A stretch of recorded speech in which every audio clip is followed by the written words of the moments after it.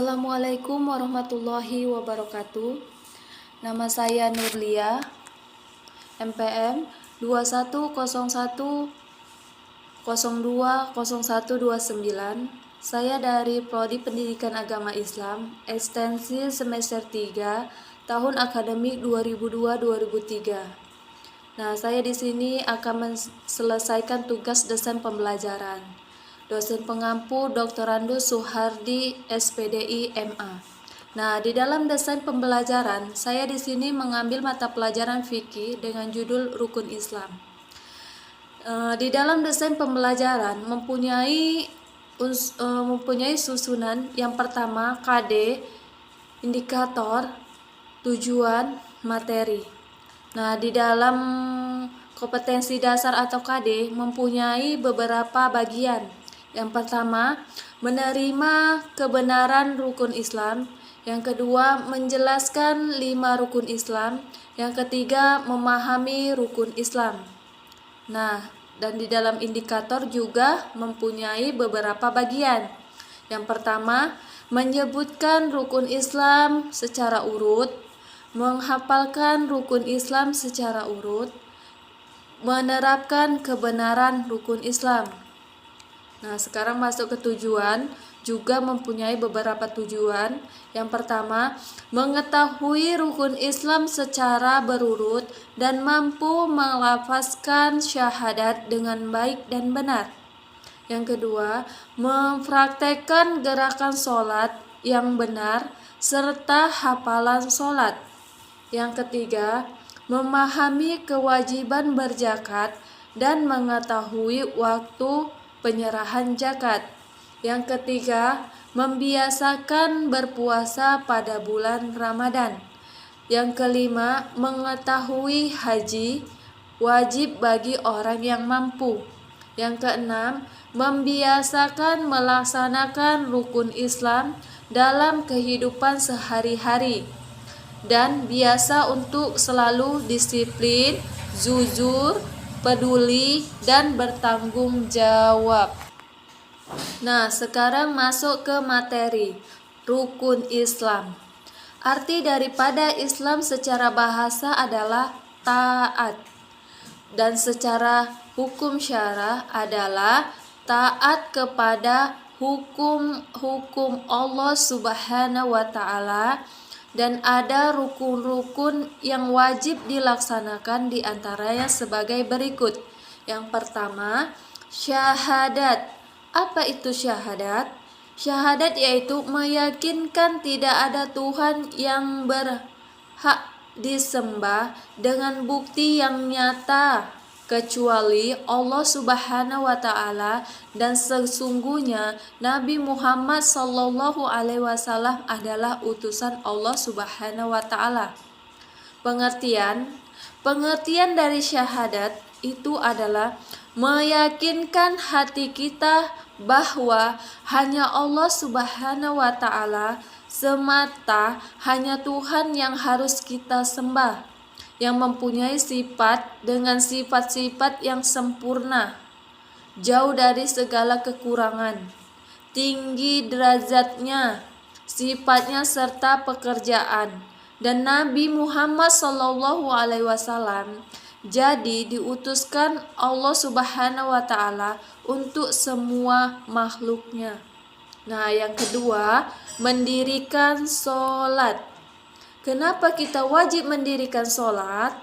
Karena sholat itu adalah ibadah dan dohair atau nyata yang paling unggul mengalahkan ibadah dohair, yaitu seperti puasa, ibadah haji, zakat, dan lain-lain. Bahkan fardu dan sunnahnya sholat itu lebih unggul daripada fardu dan sunnah ibadah yang lain, sehingga tidak ada kata uzur dalam sholat selagi masih berakal sehat. Nah, yang ketiga masuk membayar zakat.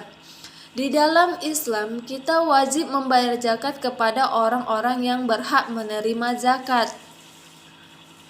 Contohnya di dalam mustahik, di mana mustahik zakat itu ada 8. Yang pertama, orang fakir, yaitu orang yang tidak mempunyai harta dan pekerjaan sama sekali, walaupun dia mempunyai pekerjaan tapi tidak dapat menutupi kebutuhannya sehari-hari.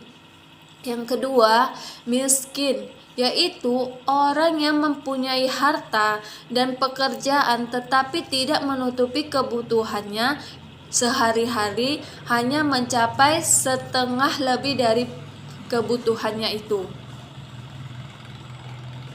Ketiga, amil, yaitu orang yang bertugas mengurus, menuliskan, dan membagikan zakat pada mustahiknya.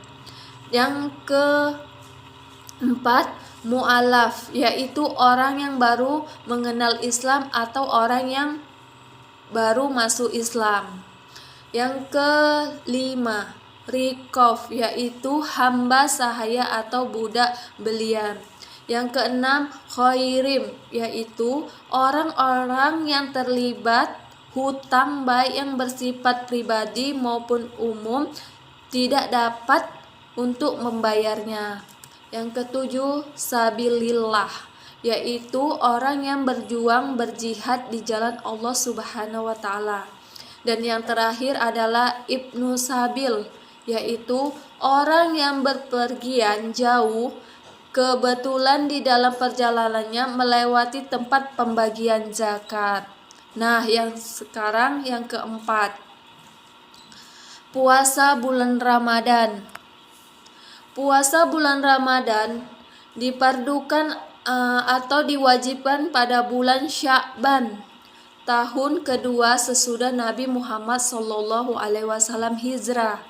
Puasa ada 3 tingkatan, antara lain yang pertama, puasa umumnya yaitu puasa yang sekedar menahan lapar, haus, serta nafsu birahi.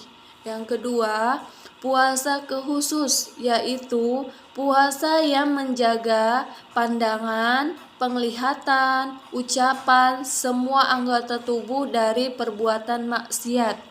Yang ketiga, puasa yang lebih khusus, yaitu puasa yang membolakkan hati atau meyakinkan hati kepada urusan akhirat dan mengharapkan ridho Allah Subhanahu wa Ta'ala semata. Dan yang kelima, ibadah haji bagi yang mampu. Ibadah haji bagi yang mampu di perjalanannya, sehingga semua nabi pernah melaksanakan ibadah haji kecuali Nabi Soleh dan Nabi Hud. Bahkan Nabi Adam pergi haji dari India jalan kaki selama 40 tahun lamanya perjalanan, dan Nabi Isa ibadah haji sebelum diangkat ke langit. Keunggulan ibadah haji yaitu hadis menerangkan barang siapa yang melaksanakan ibadah haji setelah pulang dari ibadah haji, kelakuannya menjadi lebih baik dari sebelumnya, maka akan diampuni dosa-dosanya. Dan jika berinfak 1 dirham, maka nilainya sama dengan 1 juta dirham.